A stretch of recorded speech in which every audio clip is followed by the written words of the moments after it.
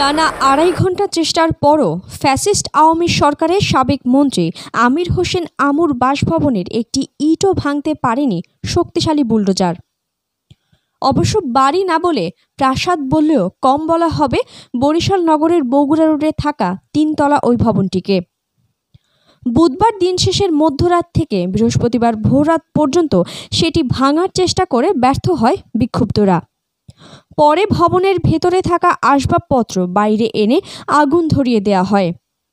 এর আগে বুলডোজার দিয়ে গুঁড়িয়ে দেওয়া হয় সাবেক চিফ হুইপ পলাতক শেখ হাসিনার ফুফাতো ভাই আবুল হাসানাত আবদুল্লার কালীবাড়ি রোডের বাসভবন। পারিবারিক কোটায় পাওয়া মনোনয়ন ও প্রশ্নবিদ্ধ নির্বাচনে মেয়র হওয়া তার বড় পুত্র সাদিক আবদুল্লার আনার বুলডোজার দিয়েই সেটি গুঁড়িয়ে দেয় জনতা। একই বুলডোজারে ভাঙা পড়ে মা শাহান আরা বেগমের নামে সাদিকের প্রতিষ্ঠিত শিশু পার্কটিও।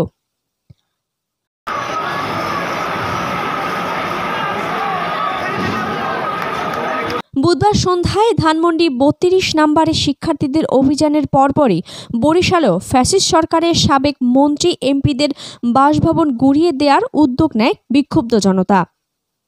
রাত 12টা নাগাদ বুলডোজার দিয়ে 40 থেকে 45 মিনিটের মধ্যে বাড়িটি ভেঙে ফেলা হয়।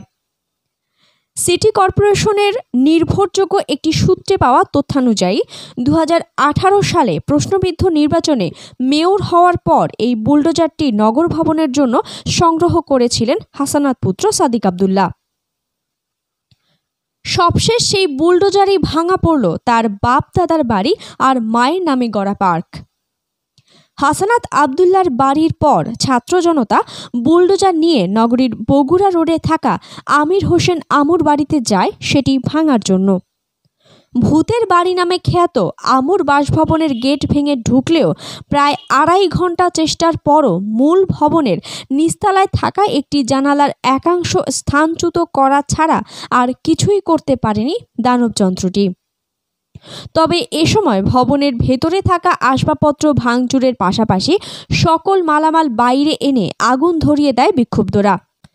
বহু চেষ্টা চালিয়েও আমুর বাসভবনের দেয়াল ভাঙা যায়নি। খবর পেয়ে বৃহস্পতিবার সকাল থেকে বাড়িটি দেখতে ভিড় জমায় উৎসুক নারী ও পুরুষ। প্রাসাদসম 3 তলা ভবনের ভেতরটা ঘুরে দেখেছেন তারা। ডুপ্লেক্স স্টাইলে গড়া বাসভবনটির প্রায় সব দেয়ালই তৈরি হয় পাথর ঢালাইয়ের মজবুত ভিতে। পুরো বাড়ি নির্মাণে কম করে হলেও ব্যয় করা হয় 10 কোটি টাকা। বৃহস্পতিবার দুপুর থেকে নগরের চৌমাথা এলাকায় ঢাকা বরিশাল মহাসড়কের 2 লেনের একটি দখল করে গড়া শাহানারা বেগম পার্কটিও ভাঙা শুরু করে বিক্ষুব্ধ জনতা। মেয়র থাকাকালে জনদাবি উপেক্ষা করে মায়ের নামে পার্কটি নির্মাণ করেন সাদিক আবদুল্লাহ। পার্কের কারণে সরু হয়ে যাওয়ায় মহাসড়কের ওই অংশে যানজট ছাড়াও প্রায় ঘটত দুর্ঘটনা।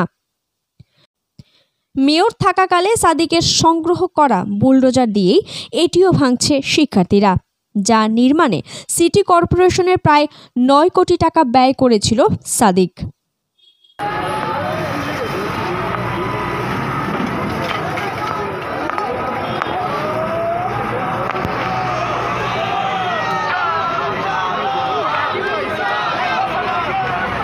মনিকা চৌধুরী, দৈনিক যুগান্তর, বরিশাল।